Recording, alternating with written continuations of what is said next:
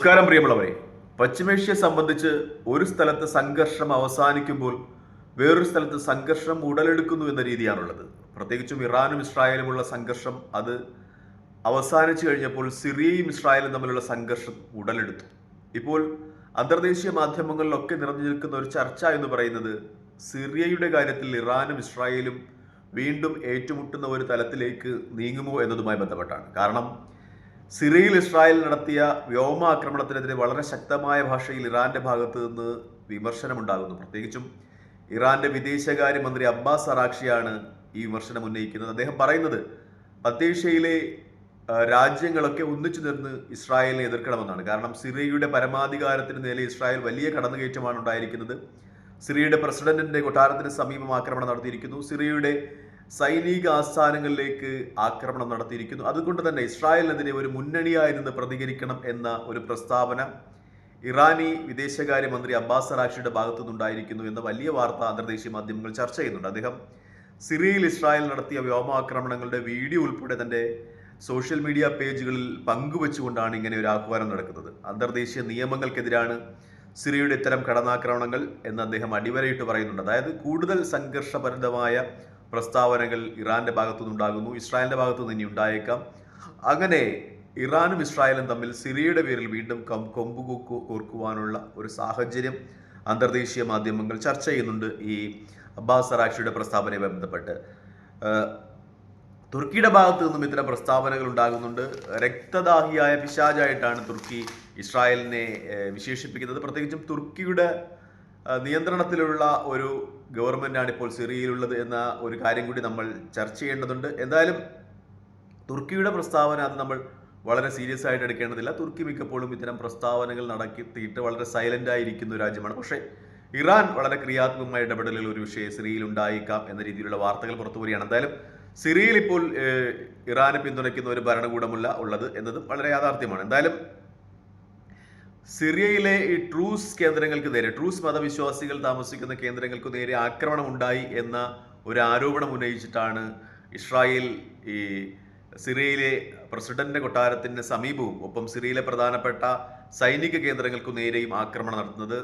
Truce മതം അത് ഇസ്രായേലിലും വളരെ പ്രാധാന്യമുള്ള, ഇസ്രായേലിൽ ഒരുപാട് സൈനിക നേതൃത്വത്തിലുള്ള ആളുകളും ഭരണ നേതൃത്വത്തിലുള്ള ആളുകളും ഒക്കെ ട്രൂസ് മതത്തിൽ വിശ്വസിക്കുന്നുണ്ട്. അവർ സിറിയയിലുമുണ്ട്. അപ്പോൾ ആ ഇസ്രായേലിലെ ട്രൂസ് മതവിശ്വാസികൾ സിറിയയിലെ മതവിശ്വാസികളുടെയും അവരെ മതവിശ്വാസം പിൻപറ്റുന്നതിന്റെ പേരിൽ ഇഷ്ടപ്പെടുന്നുണ്ട്, അവരുടെ ഒപ്പം നിൽക്കുന്നുണ്ട്. അതുകൊണ്ട് തന്നെയാണ് സിറിയയിൽ ട്രൂസ് മതത്തിനെതിരെ നടന്ന ചില ആക്രമണങ്ങൾക്ക് നേരെ ഇസ്രായേൽ സിറിയയിൽ വ്യോമാക്രമണം നടത്തുന്നതെന്ന ഒരു വിശദീകരണം അന്തർദേശീയ മാധ്യമങ്ങളൊക്കെ നടത്തുന്നുണ്ട്.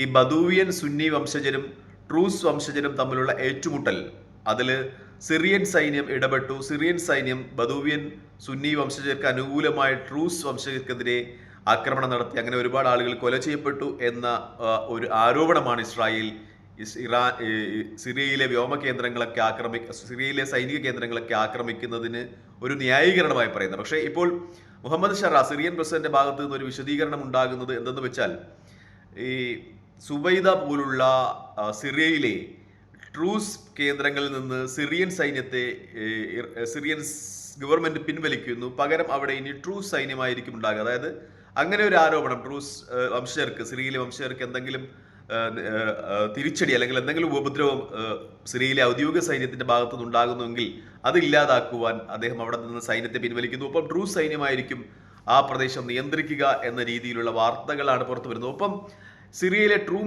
ട്രൂസ് വംശത്തിന്റെ മതമേധാവിയും അദ്ദേഹവും ഈ ഇസ്രായേൽ സിറിയയ്ക്കു നേരെ നടത്തുന്ന ആക്രമണത്തെ അപലപിക്കുന്നുണ്ട്. അദ്ദേഹം പറയുന്നത് സിറിയയിൽ നടക്കുന്ന എന്തെങ്കിലും പ്രശ്നങ്ങളുടെ പേരിൽ ഇസ്രായേൽ ഇടപെടേണ്ടതില്ല, സിറിയയുടെ ആഭ്യന്തര കാര്യത്തിൽ ഇടപെടേണ്ടതില്ല എന്നാണ് ഷേഖ് യൂസുഫ് എന്ന് പറയുന്ന ട്രൂസ് മതത്തിന്റെ നേതാവ്, സിറിയയിലെ നേതാവ് പറയുന്നത്. അദ്ദേഹം ഇസ്രായേലിന്റെ ഈ പ്രദേശത്തെ കടന്നുകയറ്റത്തെ ഒക്കെ എതിർക്കുന്നുണ്ട് എന്നത് വലിയ വാസ്തവമായി തന്നെ അന്തർദേശീയ മാധ്യമങ്ങൾ ചർച്ച ചെയ്യുന്നുണ്ട്. പ്രത്യേകിച്ചും ഇപ്പോൾ ഈ ട്രൂസ് ജനങ്ങൾ, മതവിഭാഗം അധിവസിക്കുന്ന പ്രദേശത്തിലേക്ക് സിറിയയുടെ വിവിധ ഭാഗങ്ങളിൽ നിന്ന് സുന്നി സായുധ സംഘടനകൾ എത്തുന്നു. ആ പ്രദേശങ്ങൾ വളഞ്ഞിരിക്കുന്നതായി വാർത്തകളുണ്ട്. കാരണം ഇവർ പറയുന്നത് ഗസയിലെ ഇസ്രായേൽ വംശീയ ഉന്മൂലനം നടത്തിയ ട്രൂസ് മതവംശജർ അനുകൂലിക്കുന്നുണ്ട്, അതുകൊണ്ട് അവർക്കെതിരെ ഇവിടെ പ്രതികരിക്കുന്നു എന്ന രീതിയിലുള്ള വാർത്തകളൊക്കെ പറയുന്നുണ്ട്. എന്തായാലും ഈ ട്രൂസ് സുന്നി ബദൂവിയൻ പോരാട്ടം സിറിയയെ വലിയ ആഭ്യന്തര യുദ്ധത്തിലേക്ക് നയിക്കുന്നു. ഒപ്പം ഇസ്രായേലിനെയും എന്ന ഒരു വാർത്ത കൂടി ഇതുമായി ചേർത്ത് വെക്കപ്പെടുന്നുണ്ട്. അതിന് പ്രധാനപ്പെട്ട കാരണമെന്ന് പറയുന്നത് ഇസ്രായേൽ വലിയ ഒരു വിഭാഗം ട്രൂസ് വംശജരുണ്ട്. അവരിപ്പോൾ അതിർത്തി ഭേദിച്ച്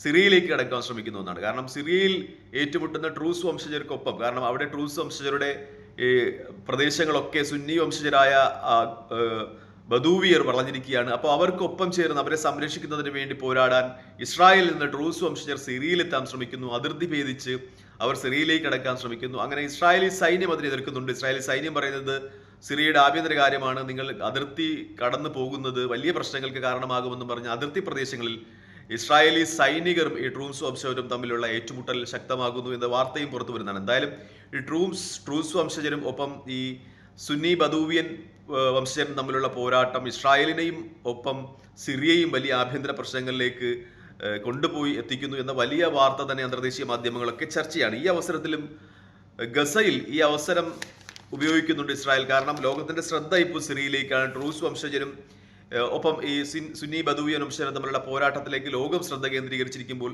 ഈ അവസരം ഇസ്രായേൽ വംശീയ ഉന്മൂലീകരണത്തിന് വേണ്ടി ഗസയിൽ ഉപയോഗിക്കുന്നു എന്ന വലിയ വിശദീകരണങ്ങളും അന്താരാഷ്ട്ര തലങ്ങളിലൊക്കെ ഉയരുന്നുണ്ട്. പ്രത്യേകിച്ചും കഴിഞ്ഞ ദിവസങ്ങളിൽ 32-ലധികം പേരാണ് ഗസയിൽ കൊല ചെയ്യപ്പെട്ടത്.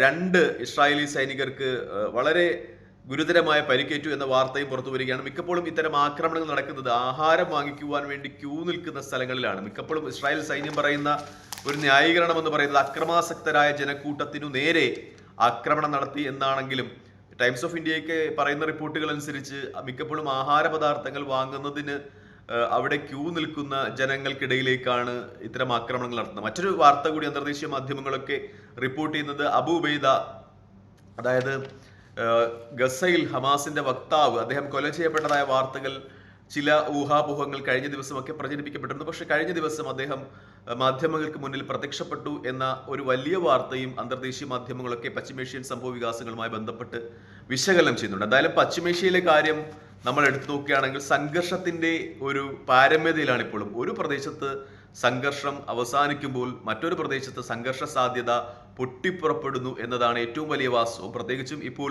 സംഘർഷം സിറിയയിലേക്ക് കേന്ദ്രീകരിച്ചിരിക്കുന്നു. സിറിയ വലിയ ഒരു ആഭ്യന്തര സംഘർഷത്തിലേക്ക് വഴുതി മാറുന്നു എന്ന് തന്നെയാണ് മാധ്യമങ്ങളൊക്കെ വലിയ വിശദീകരണം നൽകുന്നത്. പ്രത്യേകിച്ചും ദമാസ്കസിലും അതുപോലുള്ള പ്രദേശങ്ങളിലും ഒക്കെ ഇസ്രായേലിന്റെ വ്യോമാക്രമണം നടത്തുന്നു. ഇസ്രായേൽ ഇപ്പോൾ വലിയ മുന്നറിയിപ്പ് നൽകിയിരിക്കുകയാണ്.